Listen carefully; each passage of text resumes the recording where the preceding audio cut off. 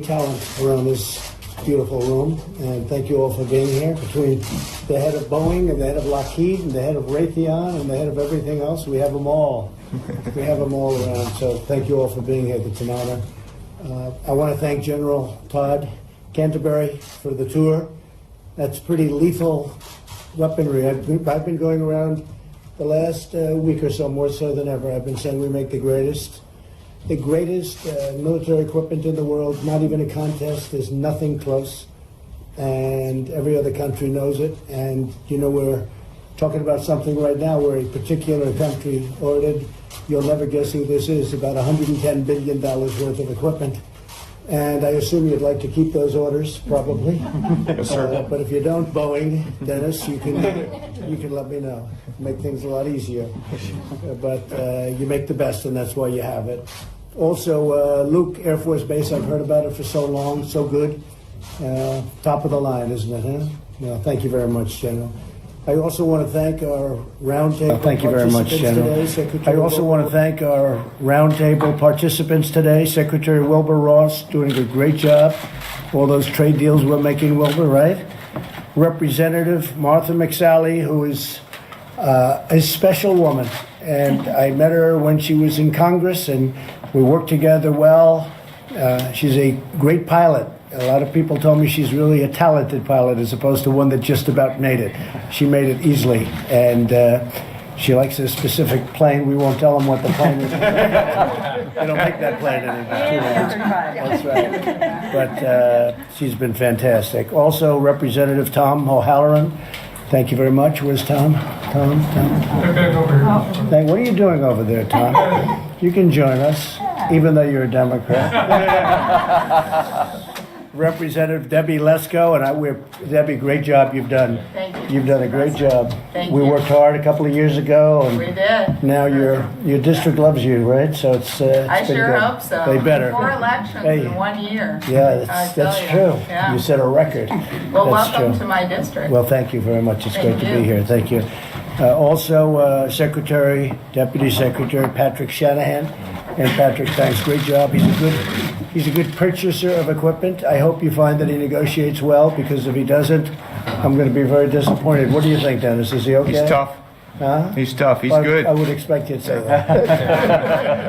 Dennis is Boeing. So thank you very much, Patrick, and it's been great working with you. And we've made some big purchases, some good deals, a little bit better than presented, and it's the best. There's nothing like the stuff. Secretary Heather Wilson. Heather, thank you very much. Appreciate it. Thank you. Great job you're doing. Undersecretary Ellen Lord. Thank you. Thank you. Thank you, Ellen. You're keeping busy, right? Absolutely. Good, I think so. And all of the outstanding representatives who join us today from America's aerospace and defense industry, civil society. I mean, if you look at the civil society and the business society, it's been pretty amazing what's happened over the last 2 years. And you're all doing well, and we're doing well. The country's doing well. We're setting new records on jobs. We've got every category, just about every category is a new record or very close. And a lot of them work for you. A lot of them work for your great companies, and they are great companies. Thank you very much. This incredible state is home to 6 major military installations, more than 30,000 military personnel, and thousands of defense companies. Arizona's military industry supports 76,000 jobs, that's big, and creates $11.5 billion in economic output. So what state would be comparable or larger? Is it larger? I mean, Texas does great. I think we're number 3 on the list. Number 3, all right. But knowing you, punching above our weight. she'll be number 1 very quickly. That's why she's doing so well. They all know. The United States must always invest in a strong military, and it's been very important for me. The military has been vital. That's why we had Wilbur $700 billion approved last year and $716 billion this year. And General, everybody that passes me from the military thanks me for the new equipment. We were very depleted, and we're not depleted anymore, although the equipment's pouring in, but we're not depleted anymore, so that's fantastic. We've secured record funding for the armed forces. The funds will support new fighter jets, ships, tanks, thousands of new recruits, We also gave something very important, and that was a pay increase, the first in 10 years, a nice substantial pay increase to the people that deserve it so badly. And one of the things that was very important to me is to totally modernize and rebuild our nuclear arsenal, and we're doing that. And we will very shortly be in a position where there won't be anybody close. Not that we ever want to even think about using it, but if we're not going to use it, the best way, the only way, is that's the way we don't have to use it, right? So we're doing a lot of work on that, and in a very short period of time, already we're superior, but we will be at a level that nobody competes with. Earlier this month, we released our landmark defense industrial base report, but overall, Marilyn, I don't think you're complaining, right? And that F-35 is special. That is that's a special fighter, right? It's great. So we have to ensure that our warriors, our brave warriors, have the resources that they need and deserve, and that our allies and partners continue to purchase American products. We want them to purchase our products. They're the best products. Joining us today are several inspiring leaders who all share my commitment to supporting our military, and they're making America more prosperous, more competitive, secure, and proud. And we really do. I mean, I know these people pretty well. I knew them a little bit in private industry. I know them a lot from what I've been doing for the last almost 2 years. Can you believe that, Dennis? It's almost 2 years already. We just gave him an order for Air Force One. Air Force One now is 30 years old, and it was time. And they wanted to do it for the last two administrations. They never got it done. We got it done. Thank you. Yep. And hopefully you're going to speed it up. We're going fast. And it's going to be incredible. Actually, Boeing is doing it. It's going to be a new color system, red, white, and blue. And it looks phenomenal. It's the right color system. And if it looks as good as it does in print and in the models, it's going to be fantastic, right? So I hope you're moving along. That's moving along very fast, I hear. We're moving fast and continuing to focus on getting it delivered. Very good, very good. So I just want to thank you all for being here. And if you have any questions, I'd like, maybe before that, I'd like to introduce Martha McSally, say a few words.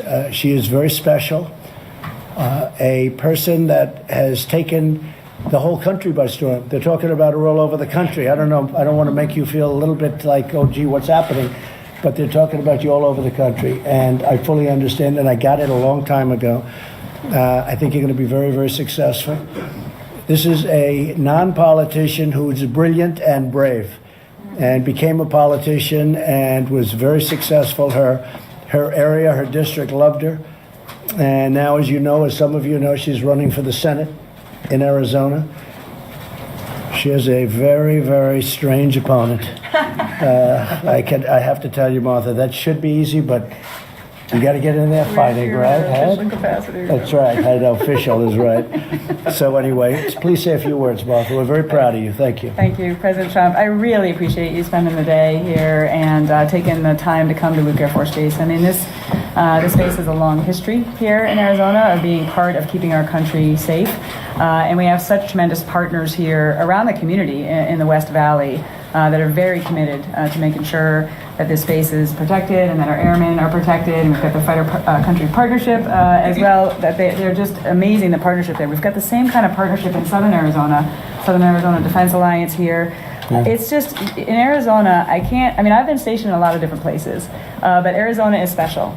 And I guess everybody might say that, but I really feel that in my heart because so many people here have served, so many people came here to serve, or even came here to work at one of these companies, and then they choose to say, like, this is where I want to be, this is where I want to stay, this is where I want to retire. But there is this, partnership amongst the communities to support our troops and our bases and our defense industry that is really unmatched around the country. And I think everybody nodding here will tell you it's really special, and I think it sets the example for the rest of the country. And that's everything from, again, I'm thinking about it, I've shot some of their missiles and I've used their rescue equipment. We could go around the room. I mean, in the defense industry, I don't want to leave anybody out, but they are patriots wear civilian clothes as well.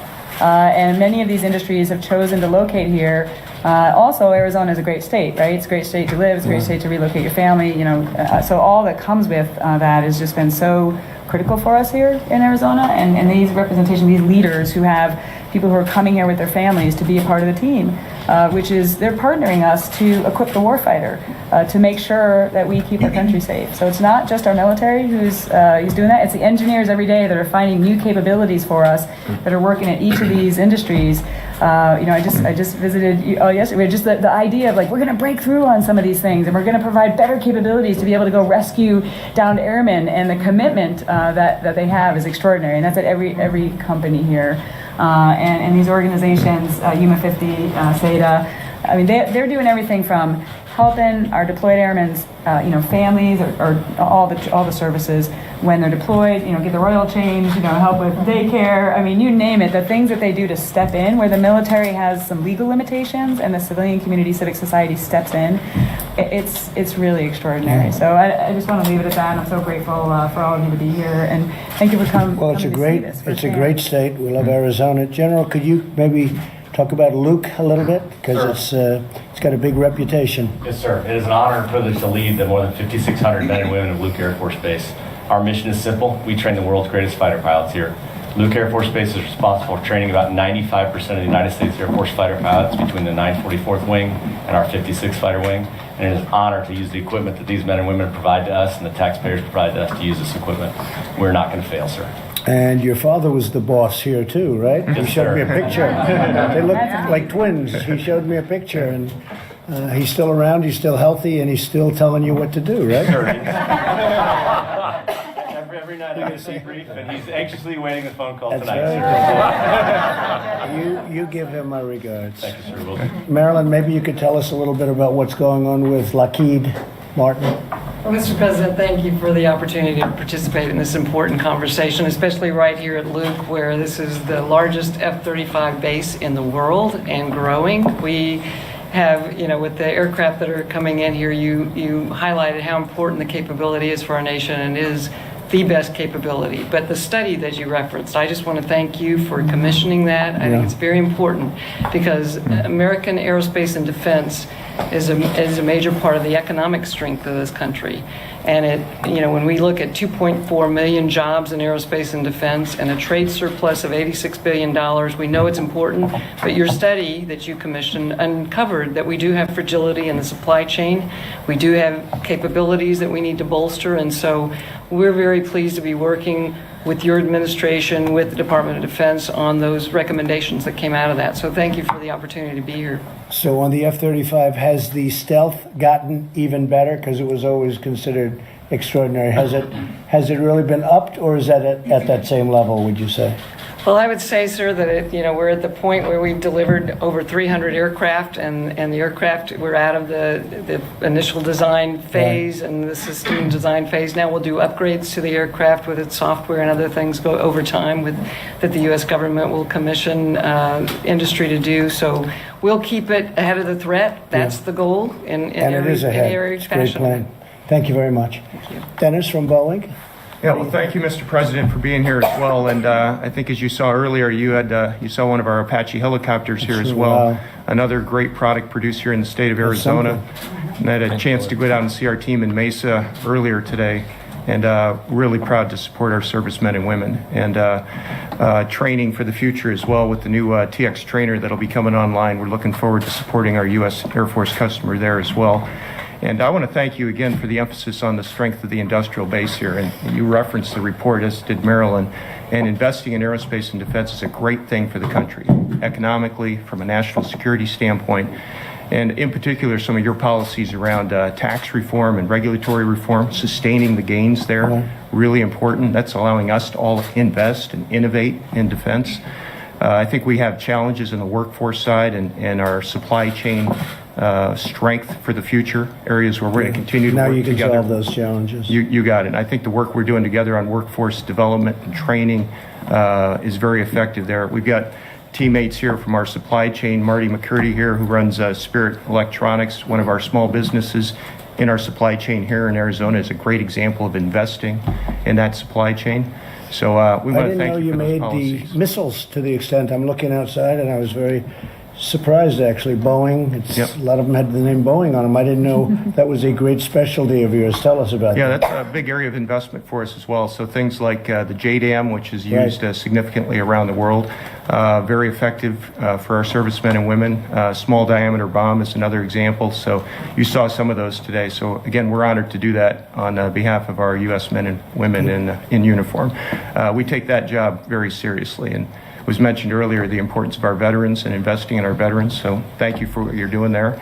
Veterans in the workforce as well is a big deal to all Thank of you, us. Dennis. So You're doing a there's some great great job. talent there. Some incredible things you're coming up with. Thank you Thank very you. much. Would anybody like to say anything? Well, we're all gathered together. Anybody have any complaints or any suggestions? Or would anybody Mr. President? come up with any I would great love ideas? to say Yes, thank Debbie. you. I would Thank love to say thank you. It's so refreshing to have a president that is so strong in supporting the military and the veterans. And we appreciate it. The American public appreciates it. I mean, that's the number one mission of government, is to protect its people, and you're doing it. Thank you very much, Debbie. That's really nice. Appreciate it.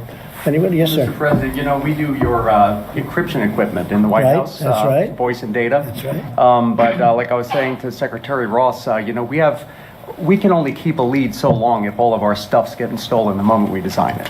And the cyber threat is not being properly addressed. And there's capabilities even in the products you So have. what would you do about that, Chris? You're right. And they should have been doing this for 15 years, and they haven't been. Yep. So what would you, your company is a great company. What would you do about it? Well, so we already ship network encryptors. We've embedded a capability in those encryptors to pick up the signatures of threats and attacks, even the classified signatures, and store them safely. But we're not turning them on. It's So not why being don't used. why don't we get somebody that you would recommend, and let's bring them into government, and let's do it the right way, because you know it's such a specific kind of a thing. It's great knowledge involved. You can't just hire somebody off the street and say, "Hey, congratulations, you're in charge of Indeed. cyber." But the NSA has the capability to understand that, and They have some we very good people. And we have industry partners like Viasat and others that do products that can do things like that. Together, we can get that stuff turned on. When you turn it on, it lights up like a Christmas tree. The threats are coming every day. I mean, it's probably more than your normal traffic, and we're getting compromised every day. So, do we have the equipment? We definitely have the knowledge. Where are we on the scale of knowledge right now, would you say? We're very good at tracking the threats, but we're also very stingy about disseminating the information we already know about the threats. Right. And that's what the fear is in the intelligence community, is to let some of that information live in these boxes that we believe are secure. But that's the only way we can defend all of our installations against these kinds of attacks. Well, I'd like to talk to you about it, because I would love agree to. with you. It's very important. And there's great knowledge that you have from your company, but there's, and others here have that great knowledge. It's very important. Cyber. And I hear more and more about cyber. And we have the brain power. We have potentially, I mean, there's nobody that should be able to even compete with us with what we have just around this table. So, Jerry, any of you, if you have any ideas, let us know. We'll do something, because we're going to do something. We've already started. But I'd rather start it from this table than any other table in the world. Does that make sense? You understand that? We have the brain power right around this table. So good. Thank you, Chris. That's fantastic. Would you like to say something? Oh, sir, I leave it to the community leaders here in their time. You're doing a great job, though, Heather. Everyone's saying. Our job is to keep the country safe, sir, and the F-35 is part of that. We like winning, and the F-35 wins, It's a great and the plan. airmen win. That's awesome. Great plan. Yes, When sir. is Boeing going to make one to compete with it, or maybe still? They just gave us the TX. You know what? That you do have that. We're in the fighter business as you do well, have and we some do good- we do a lot of work And together. you do so- have some good stuff. I have to tell you, some really good stuff. But you are going to do one of the super stealths, right? Yeah, we're working all together on future technologies and what will happen next and next generation capabilities. next generation. I think it's important that we continue as a country to invest in that innovation. I agree. Next step capabilities, I and we're agree. doing that jointly with our customers. Wilbur, do you have? Yes. Yeah, I just say that you make a very important point about how national security also drives economic security, And on the F-35, today it supports 194,000 jobs across the United States and 1,500 U.S. suppliers. So not only is it got the high capability that we need to keep our citizens safe and to work with our allies to make sure that we have protect and safe and secure environment for our people, but it also brings a lot of jobs. And even here at Luke, I think we have over 400 industry professionals, and that's growing to 700 in the next couple of years, that are supporting the F-35 on the base here. That's just a microcosm of all the jobs across the country. Right. I would just add to that, another example, even in combat vehicles where the Army is recapitalizing its ground forces, the investments that are being made in the next generation as well as the modernization. And do you like what we're doing? Do you agree with it? 18,000 jobs, Pennsylvania, Michigan, Alabama, Oklahoma, all around the country as you go through the supply chain. So it's a model that's being repeated over and over again. And you think we're doing the right thing? Absolutely. right. Securing the interest of the United States, absolutely. That's very good. Thank you. Mr. President, I'm Amber Smith, the President and CEO of the Tucson Metro Chamber, but more importantly, I am one of the founding members and the current president of the Southern Arizona Defense Alliance. And to the Congresswoman's point, we do exceptionally well at supporting our military. In fact, in Southern Arizona, we even have the statistics that 93% of our citizens support the 6 installations in Southern Arizona. But what's really exceptional are the public-private partnerships, and you see that around this table. And I want to thank you for the leadership you have shown in recognizing some really incredible workforce development programs in which we are placing veterans into jobs in the aerospace and defense industry. And I was talking to Secretary Ross about the back-end technology of this, of which you recognize that civilianizing those HR codes of military will be able to better place the billions of dollars of exceptional talent we have in our military into these jobs to help immediately address some of these workforce issues and then be able to build our pipeline as well. So thank you very much for recognizing that that exists and supporting our pilot program in Tucson. Thank you, Amber. That's very nice. Thank you. Wilbur? We're going to help publicize the event, the product that's coming out of her workforce Good. development. That's great. It's a very interesting idea. We also got some very good suggestions before you came here about space. So there are a couple of recommendations I'm going to carry forward to Vice President Pence for the Space Council. And So we're doing a new force. You know that, right? How does the Air Force feel about that? But we're doing a brand new force, and it'll be the Space Force, and everybody's excited.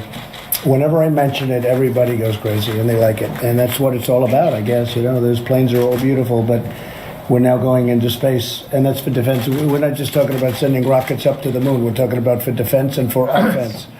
So I think pretty soon, it's been very well received, even in Congress, bipartisan. And pretty soon we're going to have Space Force, so that'll be number 6. And this way it can be specific. We'll have a great genius like yourself, comparable, maybe not as good, but pretty good. And we'll have an extra person sitting on the Joint Chiefs of Staff, and it's going to be a full force. It's going to be very important. I think it's going to be a big contribution, something very necessary. Go ahead, Wilbur. So we had good interchange about supply chain management, about all kinds of issues, and we especially addressed the problems of foreign procurement and things that commerce can do to help them solve those problems. So I thought it was a very, very worthwhile roundtable. I don't know how the rest of you felt, but we had very good interchange. Very good. And the concrete suggestions will come from it. Good, thank you. Mr. Secretary, what do you think? Sure, I think a lot of things. I'm just going to start with, I think where Representative Lesko was. Thank you. You've made us stronger. Under your leadership, we are stronger. And, with Congress's support, we've got a budget that makes us stronger. When you look at where we've come in terms of readiness, we now have the munitions that we lacked before. Ships are sailing. Airplanes are flying, and the most important piece is we're training more. Something that probably most people here would also echo is your advocacy on foreign military sales is huge. Okay? That has not, at It's that hurting level, me right now. I know, but Right now it's hurting me with these people. Yeah, but your advocacy is significant for this industrial base. And I think the most important aspect is the budget will allow us to modernize so that we can compete. The modernization is the single most important work that we have to get to undertake, and we're undertaking it. And as you've counseled me, we need to be good stewards, buy smart, not over-specify, and I think we'll do that. But thank you very much. And when you say compete, I would like to say so that nobody can even come close to competing with us as opposed to just competing, because what I'm really doing is putting us in a position where there's not going to be anybody even close. And that's why we're looking at all of the planes, all of the weapons, all of the rockets, all of the everything, including obviously the nuclear. You hate to even bring up the nuclear because it's such an incredible threat, but we have no choice but to do it because others do it. It'd be nice if nobody would do it, right, Dennis? It would be great, but doesn't seem to be that way. So I just want to thank everybody at the table. Would any of you folks have a question for anybody at the table? We have the greatest talent in the world at this table. Anybody have any questions? May we ask you one question about Saudi, sir? There's been a reaction, or there's been a statement from Saudi. Yeah, I just saw it. Just came out. What was your reaction to that? Well, I think it's a good first step. It's a big step. It's a lot of people involved, and I think it's a great first step. You probably know that very fair person, Reuters, and you probably know that you're very good, very, very good. We have a tremendous order. Probably the people around this table have the vast percentage of the $110 billion order from Saudi. We have $450 billion, but on defense we have $110 billion, and I would say almost 100% of it would be sitting right around this table with the great companies. Raytheon's here too. Just great companies. Very important. I don't want to tell them. I don't want to look over and tell Marilyn or Dennis, by the way, we're going to take $25 billion worth of sales away from you, because that would mean a lot of jobs. It would mean a lot of everything. And Saudi Arabia has been a great ally. But what happened is unacceptable. We are going to see they've arrested, just for the people at the table, a large number of people having to do with the event that took place in Turkey and the consulate, the Saudi consulate. And it's a big first step. It's only a first step, but it's a big first step. Do you consider it credible, their explanation? I do. I mean, it's early. We haven't finished our review or investigation, but I think it's a very important first step, and it happened sooner than people thought it would happen. Okay? But the notion that there was a fist fight, and as a result of the fist fight, Mr. Khashoggi was killed. Well, I don't know that that's a notion. I mean, that's a theory that's being thrown out. I don't think anybody said that, but they're saying there was a fight, but that's a theory that was put out. But they're going to be giving us a full report. But they have arrested a large number of people, and good first step. Yeah? Are you concerned that the leadership there lied to you or other members of the administration? No, I don't think so at all, because they weren't out front with me in terms of what happened. This is really, we just got this report from them, and you got it along with a lot of other people. No, I think that we'll be talking to them. We'll see what happens. We may have some questions. We do have some questions. And as I told you, I'll be working on this with Congress.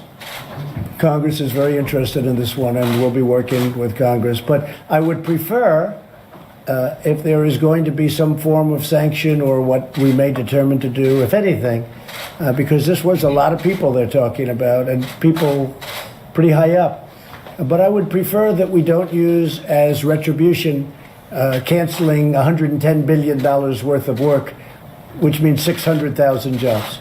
I know it sounds easy and it sounds good, and a lot of people have said, "Oh, let's just not sell them 110 billion." Or I guess you take it a step further, let's not sell them 450 billion, which is the largest order in the history of our country. I went there to get that order. Saudi Arabia was my first stop, and everyone thought that was unusual. But I said, I want you to order a tremendous amount of stuff. Right? Everything, your stuff and everybody's stuff. And Wilbur was there. They ordered $450 billion. There's never been anything like it or close. The last thing I want to do is say, we're not going to supply you with that, and therefore we're going to cut. I guess if you add the whole thing up, because just for the military it was 600,000 jobs. So now if you're talking about, that was 110 billion, you're talking about over 1 million jobs.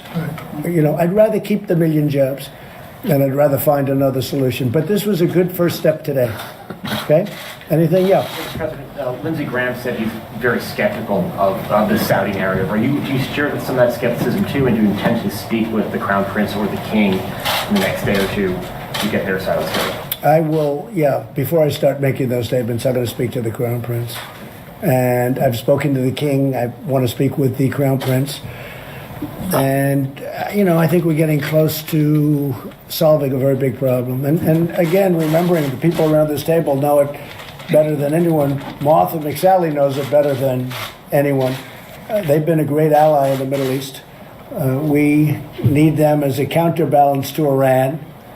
And so it's not the simplest solution. It's not the simplest situation to be in. But I think we're doing very well. I think we've come a long way in a short period of time, and it'll get solved. It'll get solved. Okay? Yeah, please. Sir, do you trust the Saudis to carry out an impartial investigation, given that the Crown Prince is kind of in charge of it, or do you think a third party should be involved?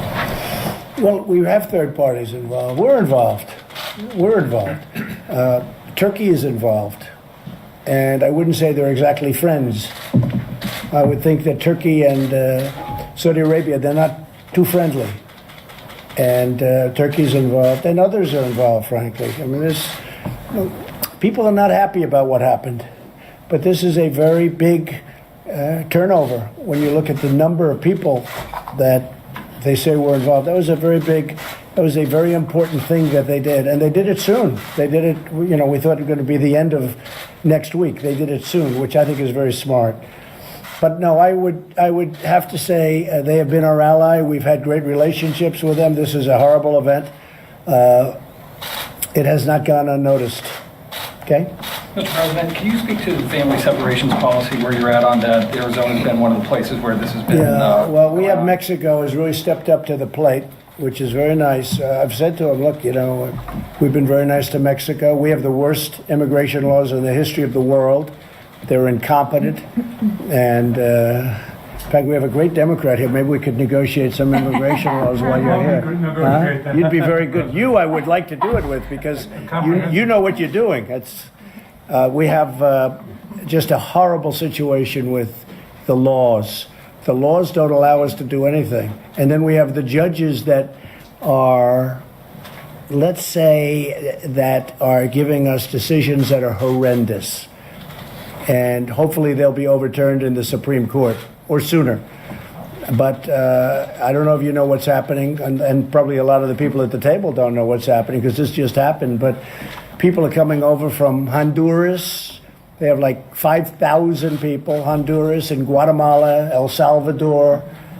And some of these people are hardened criminals, not good people. And they broke through in Guatemala. I said, look, we give you hundreds of millions of dollars, Guatemala, and you're going to stop those people from coming. And they tried, and they broke right through, and they broke through the fences. And Mexico is now really fighting a very tough situation. Mexican soldiers have been hurt, badly hurt, a couple of cases. But I very much respect the fact that Mexico is willing to do this. But these are some bad people coming through there. These aren't babies. These aren't little angels coming into our country and going to, go to work for Boeing and go to work for Raytheon and for Lockheed and do a great job. These are some hardened criminals coming in. And we're not letting them in. We've got enough things right now. We're just not letting it happen. So Mexico, on their southern border, is fighting them right now, literally fighting them. And these people are fighting, and they put all the women and children up front to show you how brave they are. They put all the women and children up front. And it's a terrible situation. And if we had laws, I could sit down and you give me a group from the Democrats, I could sit down and in 1 hour we would solve catch and release by getting rid of it. You know what catch and release is, Dennis? They walk over. If they put 1 foot on our land, we catch them. We then take the information, because it's impossible to bring them to a court. we have to bring them to a court. So we bring them to a court, but the court's never there because you don't have enough judges. There aren't enough judges in the world. If you've got every judge in the world, you don't have enough judges. So you catch them and you release them. And they go into our society because you're not allowed to release them back into theirs. And that's one of the better ones, okay? It's just a horrible situation. We have the visa lottery, where we take people by lottery from countries. Now, just, from a business standpoint, do you think they're giving us their finest? We get some real beauties out of the lottery. These countries, I mean, they're not stupid. They give us people that they don't want, and we have to take them. So I could sit down with Democrats and work this thing out in 1 hour. And we need a wall. We have to have a wall. We're building the wall now, but we should build it very fast. We should build it, frankly, we should build it even higher, because these people, it's incredible. They can scale them. They can do things you wouldn't believe. But we have a wall. It's going up, but we should be able to build that in 1 year. And we could do it in 1 year. So we'll see what happens. I think this is going to be a real wake-up call for the Democrats and for the public. People are very angry about it. Very, very angry. Okay. Any other questions? Yeah. What evidence do you have that these are hardened criminals that come into the United States? Oh, please, don't be a baby. Okay, take a look. Okay, just take a look. Look at what's happening. Look at the Mexican soldiers that are laying on the ground. Take a look. These are hardened, I didn't say in all cases, but in many cases, these are hardened criminals. These are tough people. And I don't want them in our country. And neither does our country want them in our country. Okay? Thank you all very much. Thank you. Thank you very much. Why don't you folks, if you would leave, we'll talk here a little while. Thank you. See you at the rally. Everybody going to the rally? We've got 66,000 requests. But we only have 15,000 seats. Well, that's better than the other way around.